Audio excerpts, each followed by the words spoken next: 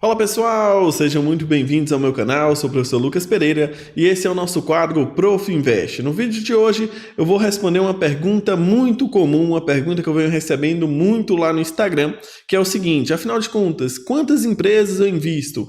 Como que funcionam os fundos imobiliários, né? Já que na verdade o vídeo de hoje eu vou responder quantas empresas eu possuo, né? Em quantas empresas eu invisto e pelos fundos imobiliários, quantos imóveis eu posso dizer que eu também possuo, né? Que de certa forma eu sou dono ali daquele shopping, daquela laje corporativa. As perguntas sobre os fundos imobiliários é um pouquinho diferente, mas é nesse sentido. Então, no vídeo de hoje eu vou responder essas curiosidades para vocês, né? E vai ser bem interessante porque é o seguinte: apesar de não ser um milionário, não ser um rico, né?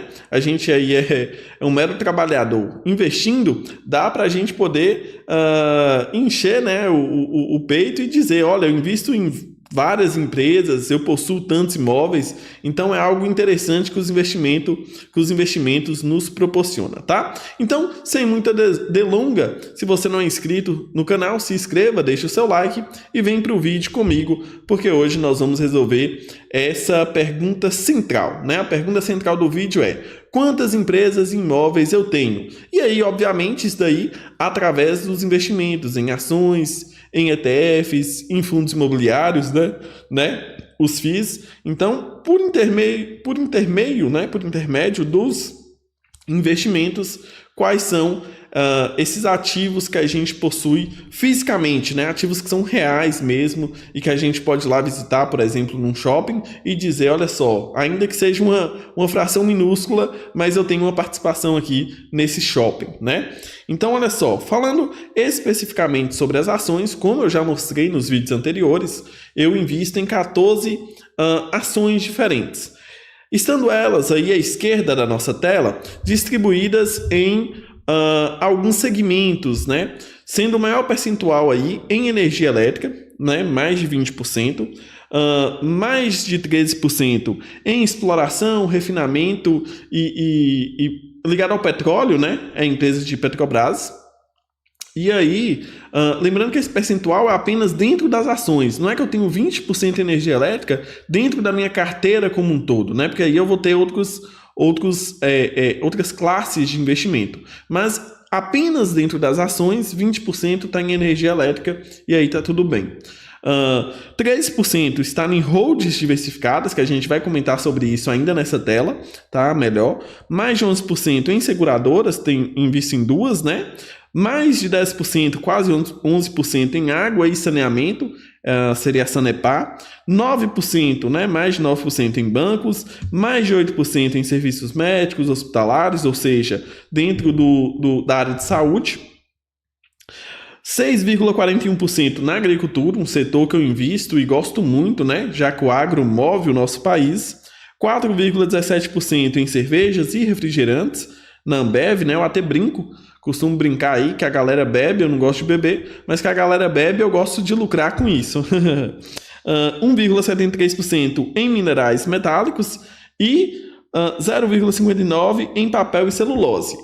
Essas duas últimas classes representam aquelas duas últimas empresas que eu coloquei na carteira, iniciei, né, o aporte nelas. Hoje eu posso dizer que sou um investidor, tenho uma parte aí dessas empresas, mas bem pequena.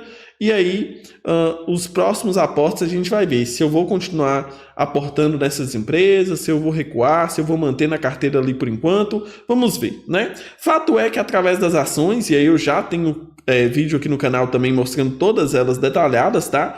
Eu invisto em 14 ações. Esse é o número de ações que eu invisto, sendo diretamente 13 empresas, né? Então, através dessas ações, 13, né, no total de 14, 13 são empresas mesmo. Então, Petrobras, Sanepar, Semig, que é uma empresa. E aí nós temos uma classe diferente aqui, que é a holding, né? Nesse caso aqui, nós estamos falando da Itaúsa. Então a Itaúsa que eu tenho, ela é considerada uma holding, né? Uma empresa maior que investe em outras empresas. Então ela investe no Itaú, né? Que é a principal participação dela, mas além do Itaú, ela tem, por exemplo, empresa como a Alpargata e mais uma outra que eu esqueci o nome agora, para ser sincero com vocês. Mas uma holding é isso, né? É como se fosse, assim como o fundo imobiliário gere vários ativos, uma holding, ela investe em outras ações, né? E aí, no caso do Itaú, a gente tem a opção, né, de investir em Itaúsa, pensando principalmente no Itaú, ou se a gente compra diretamente a empresa Itaú, certo? Aí nós temos os fundos imobiliários, né, espalhados aí por todo o Brasil, com diversificação bem interessante. E aí tem os 7 fundos imobiliários que eu invisto, né, atualmente. Explorando melhor os detalhes desses fundos imobiliários, né, a ideia é ter 7 fundos imobiliários, cada um com a mesma porcentagem, porém, como vocês podem ver aqui, ó, o SNCI11, ele foi o último fundo que eu comprei. Os fundos imobiliários já estão, né, acima do valor esperado na carteira, então eu adicionei ele na carteira para a gente ter esse padrão aí de estrutura, mas ao longo do tempo a gente vai aportando nele aí para ele encontrar o mesmo percentual dos outros aí, certo? Shopping e varejo equivalem a mais de 31% da carteira de fundos imobiliários, bem como o logístico industrial, que aí são os fundos imobiliários que eu tenho 2 na carteira, né? 2 segmentos de shopping. 2 de logístico, um Fiagro, um shopping considerado híbrido e esse último que eu falei para vocês, que é um fundo de papel, né?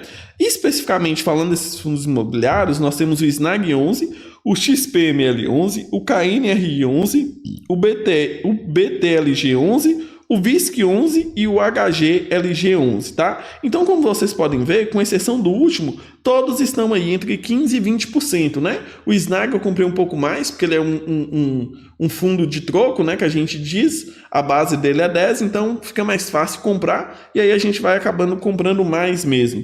Um fundo muito bom, já me paga bastante dividendos aí, mas a gente também já tem um vídeo falando especificamente sobre fundos imobiliários, né? Tanto o vídeo de ações quanto de fundos imobiliários eu já tenho aqui no canal. Nos próximos dias aí vai sair vídeos também falando especificamente sobre os ETFs internacionais que agora eu tenho e também sobre criptomoedas. Além disso, eu vou mostrar para vocês como que eu faço uma programação, vamos dizer assim, lá no Investidor 10 para lá ficar alinhado com a minha estratégia e aquela porcentagem ideal do Investidor 10 ficar de acordo com a minha estratégia. Então, como investidor e também como matemático que eu sou, eu vou mostrar para vocês como fazer isso de forma prática num futuro vídeo aqui do canal, tá bom?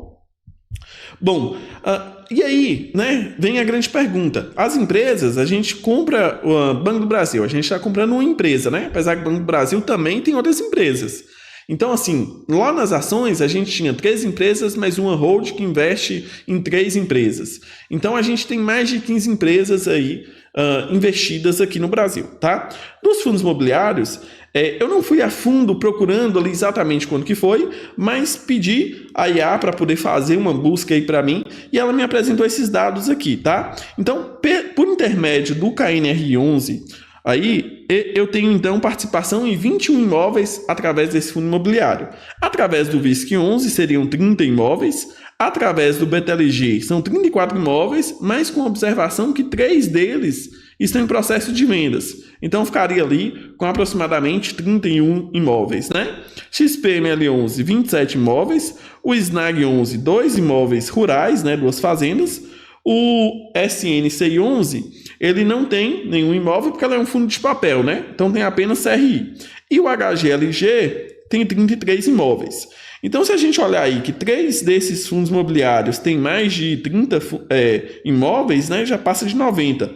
Desloca esse 3 para cá, então aqui ficaria como se fosse 30, mais 30 ali embaixo, mais 34, mais 30, mais 21. Vamos somar aqui quantos dá?